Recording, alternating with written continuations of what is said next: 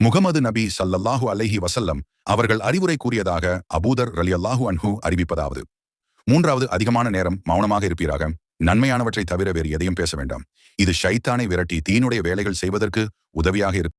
அதிகமாக சிரிக்காதீர்கள், அதனால் இதயம் இறந்துவிடும், முகத்தில் ஒளி போய்விடும். மிஸ்கின்களிடம் அன்பு கொண்டு அவர்களிடம் அதிகமாக உட்கார்ந்திருப்பீராக. 6வது, உலக விஷயத்தில் உம்மை விட தாழ்ந்த நிலையில் இருப்பவர்களை கவனிப்பீராக. உம்மை விட உயர்ந்த நிலையில் உள்ளவர்களை கவனிக்க வேண்டாம். உம்மை விட உயர்ந்தவர்களை கவனிப்பது அல்லாஹ். உமக்கு அருளியுள்ள பாக்கியங்களின் மதிப்பை இழக்கச் செய்துவிடும். 7, உறவினர்கள் உன்னை வெறுத்தாலும் அவர்களுடன் நீ சேர்ந்து வாழ்வீராக. 8, கசப்பாக இருந்தாலும் சரி, சத்தியத்தை கூற பயப்படாதீர்கள். 9, அல்லாஹ்வுடைய விஷயத்தில் எவருடைய பழிப்பையும் பொருட்படுத்தாதீர்கள். உன்னுடைய குறைகளை நீர் கவனிப்பீராக, மற்றவர்களுடைய குறைகளை கவனிக்க வேண்டாம் என்று கூறினார். இந்த ஹதீஸ் புகாரி, முஸ்லிம், திர்மிதி, அபூதாவூத் போன்ற அசல் ஹதீஸ் நூல்களில் இருந்தும் மேலும் சில பிற ஹதீஸ் ஆதாரங்களில் இருந்தும் ஒருங்கிணைத்து தொகுக்கப்பட்ட ஹதீஸ்களாகும். இன்ஷா அல்லாஹ் நாமும் நபியின் அறிவுரைகளை வாழ்க்கையில் கடைபிடித்து சொர்க்கத்தில் சேர்வோமா.